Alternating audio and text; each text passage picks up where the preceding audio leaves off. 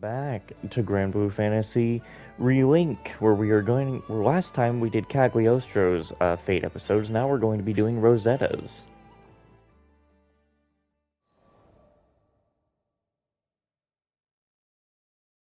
Zega Grande, the Forgotten Skydom.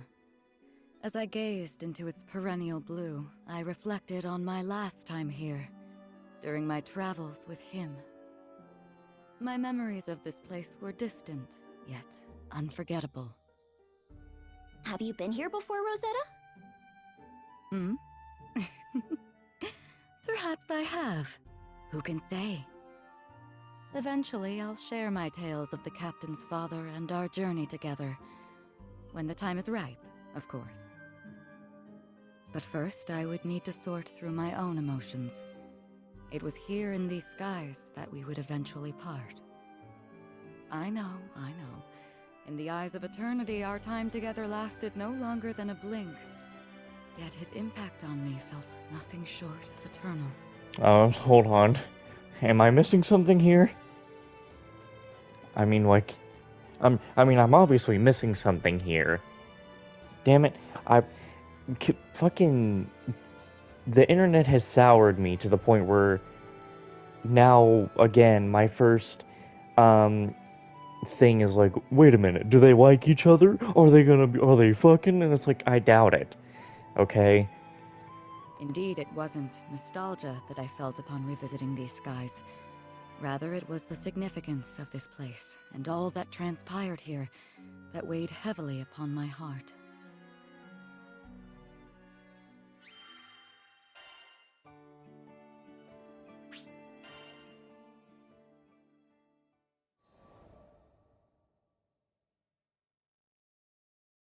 During the war, primal beasts were exploited by the Astrals as instruments of battle. Withered and fated, one primal would eventually drift to Lumacier Archipelago, making a home for herself. Over time, she grew accustomed to the comforts of its forests and the serenity they offered. It was a far cry from the brutalities of war. Centuries would pass until a young man stumbled upon her domain, forever altering the course of her life. She engaged him in a vicious battle, but was ultimately humbled in defeat. Accepting her fate, she resigned herself to death. However, the man would sheath his blade and, to her surprise, asked if she would join him on a journey across the skies. A primal beast was supposedly no more than an astral weapon. Beings born to be controlled, manipulated, and ill-used since time immemorial. She had never entertained the idea of something more. In fact, she hardly had a name for herself. Well, she did have a moniker, but it was a meaningless one, whose sole purpose was to identify her as a weapon. Perhaps out of pity, perhaps out of kindness, the man bestowed upon her a new name. It was from that moment she would truly blossom. Rosetta. It was his gift to her, one she would treasure and love for eternity.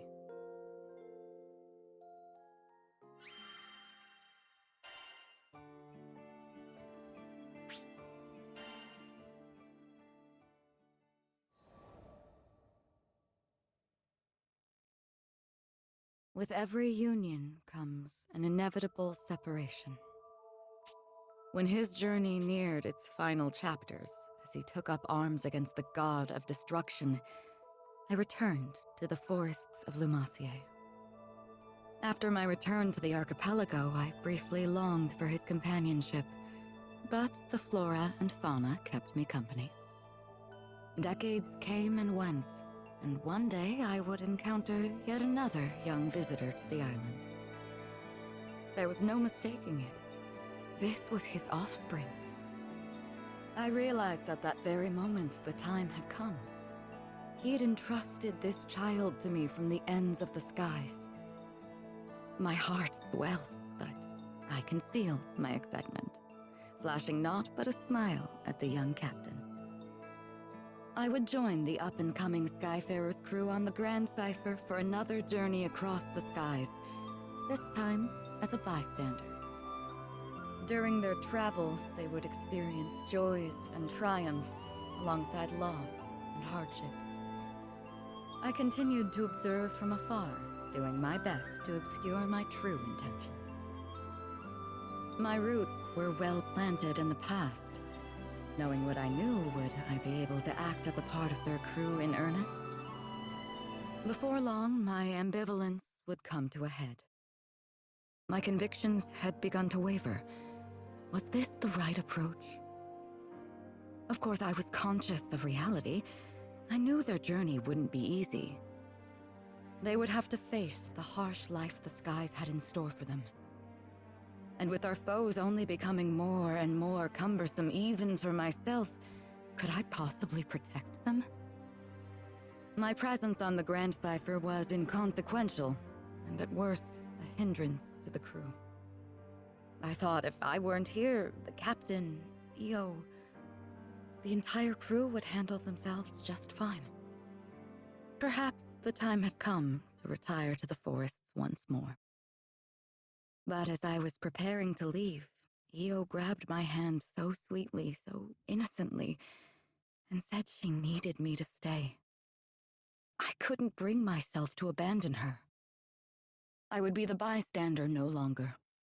Everyone in the crew had a role to play, and I would be the exception no more. Finally, I found my purpose. I was free to experience the skies once again, hand in hand with the captain. It wasn't duty or obligation that anchored me to this crew. It was love. And I promised to always protect them. I would leave no regrets in the skies. Thus, our journey continued. Only this time I felt that I was a true member of the Grand Cipher.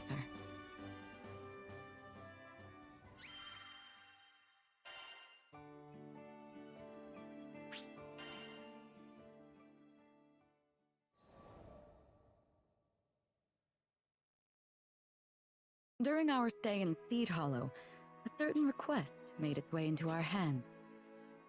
We were to inspect sightings of a mysterious young girl near the Seed Hollow castle. You don't think she's a ghost, do you? I put a hand on Lyria's shoulder to comfort her, and asked the client for more details. According to reports, the young girl appeared to be looking for something. Workers helping with the castle's restoration effort would attempt to approach her, but she would vanish before they could get close. Each sighting would spook another handful of builders, until there weren't enough hands to complete repairs. By all accounts, it seemed to be a ghost. Of course, I couldn't admit that to Lyria. It was not uncommon for spirits to take refuge in ancient ruins or Where castles. were we? They were almost never malicious, even friendly sometimes. However, we couldn't take our chances. I just wished we had more information to work with. There was something familiar about this story. I just couldn't quite put my finger on it.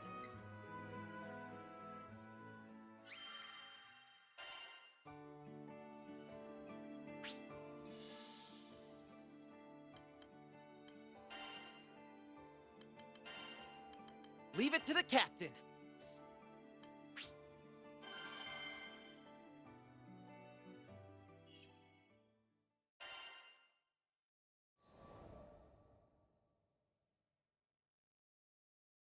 The bustling streets and alleyways of Seed Hollow were steeped in an unusual silence. Rumors of the phantom sightings had spread, and the citizens became too fearful to leave their homes. We were still missing a part of the picture, but what was it?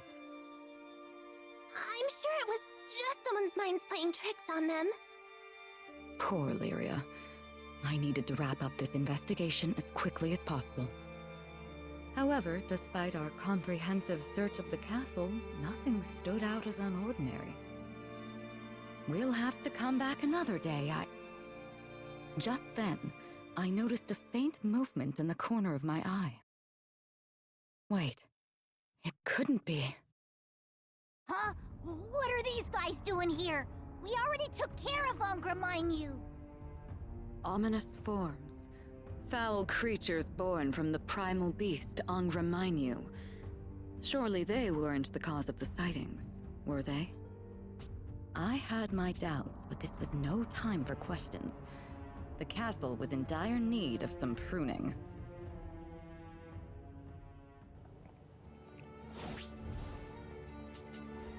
Such hostility.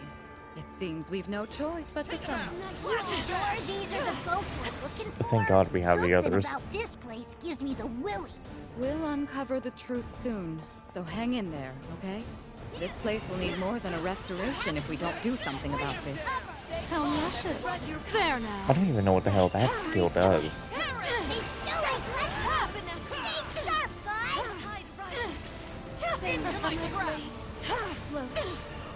I'm just waiting for them to do something.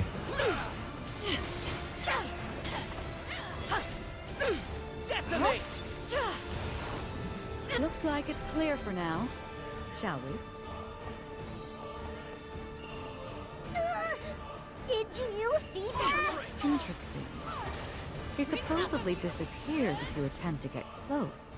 But perhaps that wasn't the entire truth. Our job's not finished yet. Shall we?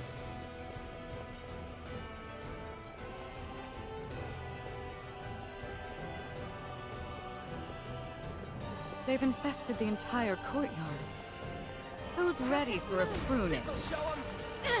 Go get 'em! Oh my, thank you! I don't even really need to focus because the AI will do everything.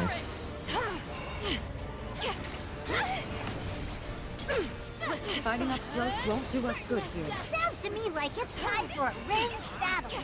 That's right up your alley, isn't it?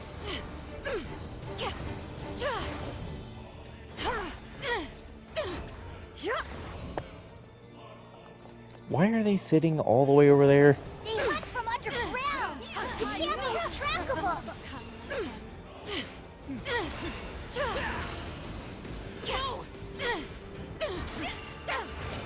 More? There's such a thing as being too popular, you know? Quite a tenacious bunch, aren't they? Question is, where are they coming from? There's still more of them? Get it through already! Scrumptious. Slash and bash! There you go, Gran. Doing as you should. That should be the last of them. Huh. And stay out! Wait a second. What is that?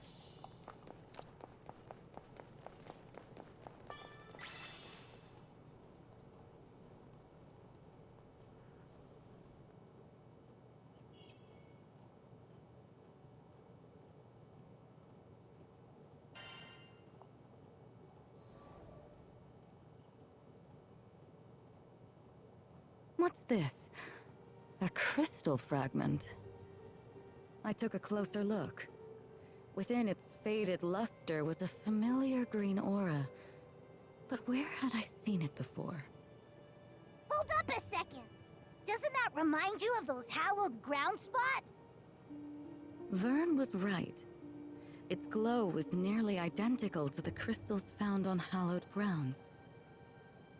Their unique aura kept monsters at bay, providing travelers with safe haven. Did this shard come from one? It's faint, but Excavalian's aura. I can feel it coming from inside. That couldn't be. I focused on the crystal splinter in hand, and indeed, there was the presence of a familiar primal. Excavalian was the primal beast of Dolly Island, much farther than a stone's throw from here. So why were we able to feel its presence all the way in Seed Hollow? It's not the only one. I think I can feel another primal beast here too. Another primal? How could that be possible? A phantom girl, Excavalian, ominous forms, and now another primal beast. None of it made any sense. As we unraveled more of the castle's secrets, it became clear that we had barely scratched the surface of its walls.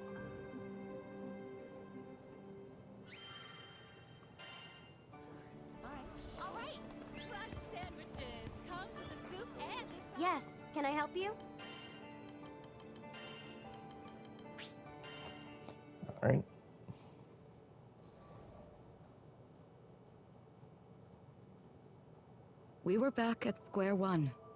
In hopes of finding some new leads, we split up and interviewed every Seed Hollow local we could find. Despite our efforts, we found little new information.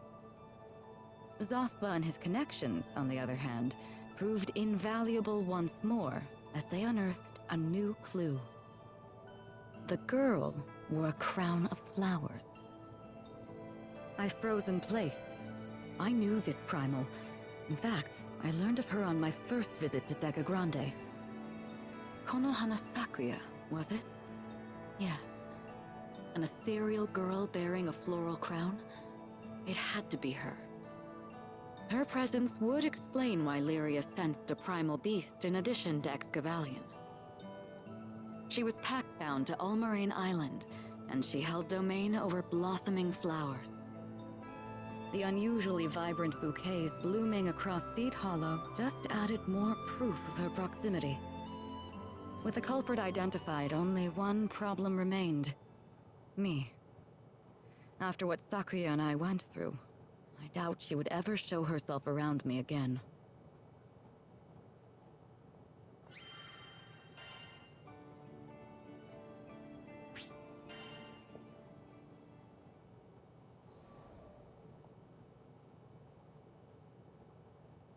Before I could share this revelation, there was something else I needed to discuss with the crew. Not about Konohana Sakuya, but my time spent with the captain's father. His crew was on a journey to collect Astrum fragments. These fragments were said to have fallen straight from the astral realm and contained the power of the primal beasts themselves. Using the fragments, the captain's father could separate astral power embedded within primal beasts and return them to their original forms. That was the purpose of his journey. His was a mission of liberation, to free so-called deities and legends who were tethered to the Sky Realm. Once free from the shackles of their corporeal forms, they could fade back into the nebulous ideas and faiths that had given them structure in the first place. Of course, it would be up to the primal beasts themselves to make this decision. Some had grown quite fond of living in the Sky Realm. However, there were countless others who were born into the skies, cursed to fight for eternity. These were the ones who longed for a return to the immaterial. At the lowest point in my existence, when I felt I had no purpose in these skies, I'm sure I felt the same. Regardless, some were quick to brand us a ruthless crew of primal hunters. And surely Konohana Sakuya had heard the rumors. But the question remained, why had she decided to reveal herself to me now?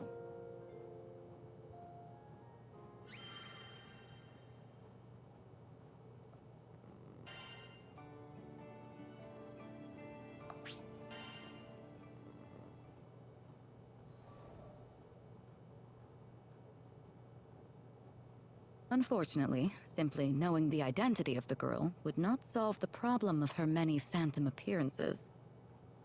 So, is this, Kahuna Yakuza? You think she's the one causing the monsters to come out? Unlikely.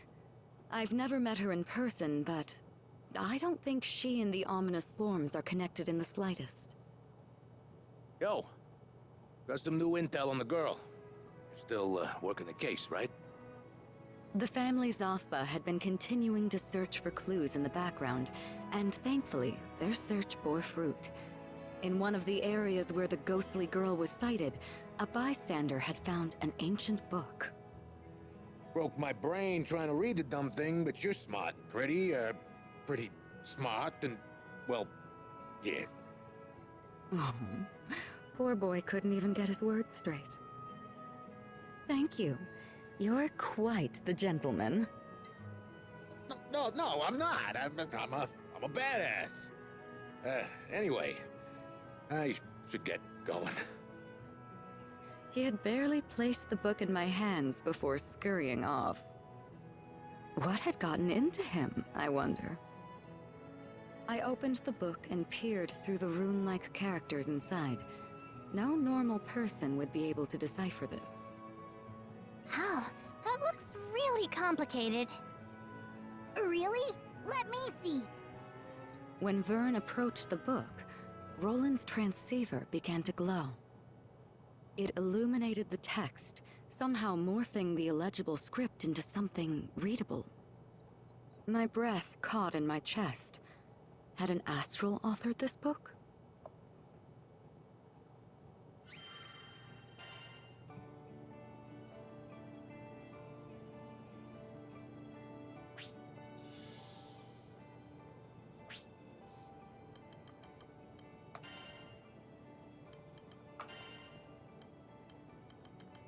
I'm ready to fight!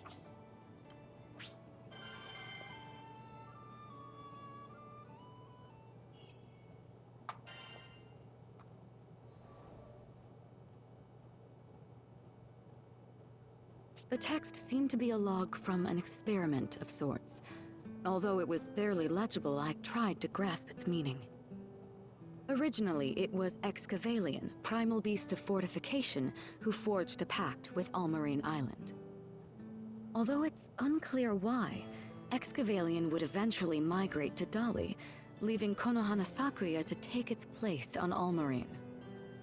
That was all I could make out of the texts. With this new information, I needed to re-examine the facts. First, the stage. Almarine Island, home to Seed Hollow and its citizens, once protected by Excavalion. Next, a curious switch. Konohana Sakuya takes its place as the island's pact-bound primal. Now, our present mysteries. A crystal shard replete with Excavation's aura. Angra Mainyu's altar beneath the castle, the ominous forms. And finally, Konohana Sakuya's curious reappearance. Think, Rosetta. Was the shard left behind by Excavalion? Did it serve a purpose in protecting the island? It was possible that Avia's invasion of Seed Hollow destroyed this mechanism, causing the Primal to reveal herself in defense. Now that I think about it, the ghost rumors started to pop up only after that crystal beneath the castle was destroyed. So, it was all connected. There's no time to explain, but more ominous forms will appear if we don't repair this island's defense system. Where could we find another fortifying crystal? How about Dolly? That's where Excavalion lives now, right? Maybe it's got a spare lying around. Indeed. If we were to find a solution to our problems, it would be buried beneath those churning sands. If I'm not mistaken, we should come across a guardian crystal not too far from here. Why are you gonna make me run all the way out here? Let's take a look around those hills.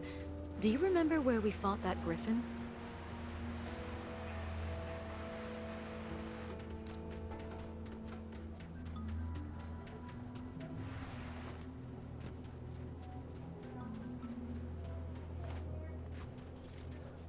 Oh, oops. Didn't mean to wake you. Mind letting us pass through? Yeah! This'll show him!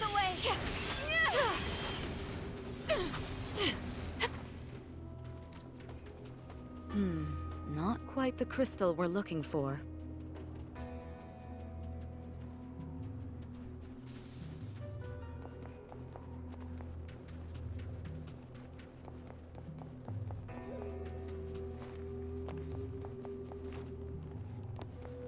A wild monster's den. I'd like to avoid needless bloodshed if possible.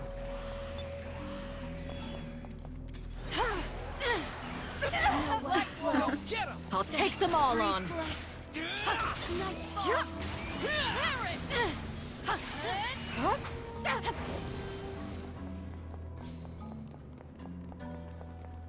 Duh, that ain't it.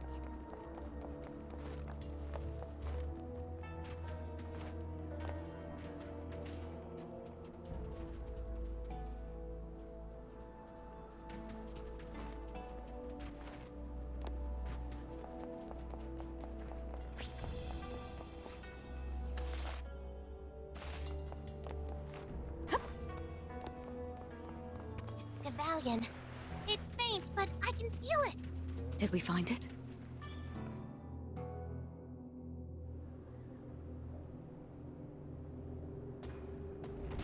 Ah!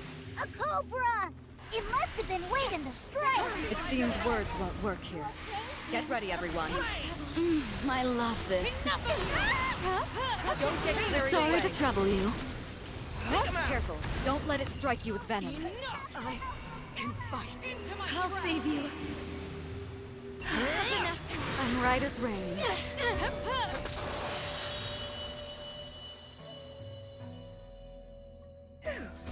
Now then, where were we?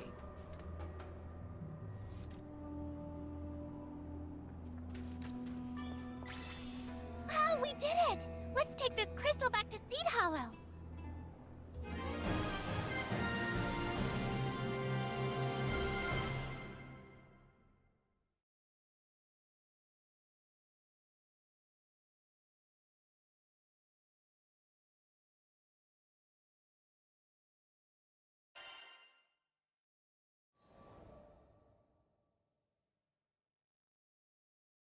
Shortly after securing a crystal from Dolly, we returned to Seed Hollow Castle.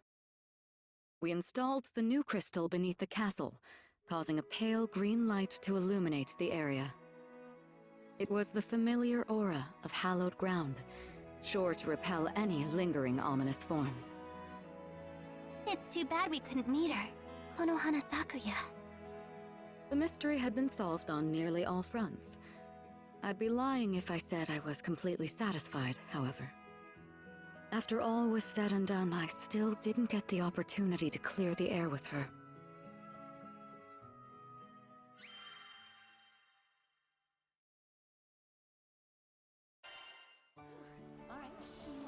Is your stomach growling? And give it what it wants. Come to view the requests?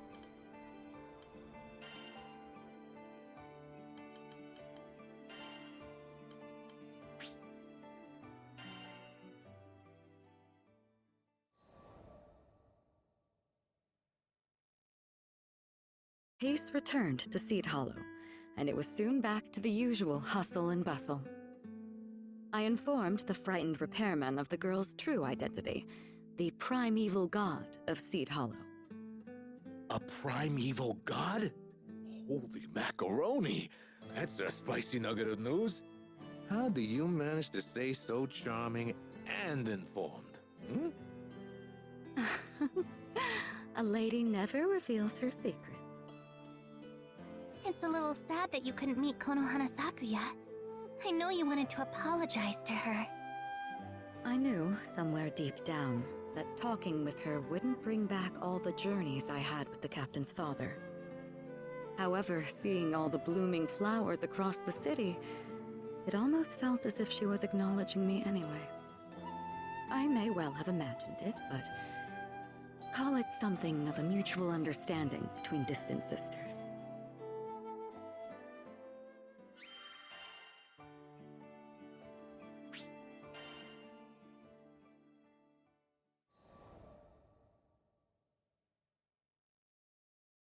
After the vibrant patchwork of spring began to spread throughout Seed Hollow, I made a habit of taking a daily stroll around the city. On one of my walks, I had mindlessly put the crystal fragment in my dress. After arriving at a particularly sunny spot, I took it out to admire it. Something about it was different today. Instead of my usual reflection, if not only for a brief second, I saw a smile that wasn't my own. A girl in a flower crown. Our eyes met for a second before, pop! A single rose had materialized at my feet. When I looked back into the fragment, she was nowhere to be seen. Although I can't prove it, I know that she was here, listening to me. So I whispered, "Beautiful. This city has blossomed under your care, all while blooming in your own right. You deserve to be here."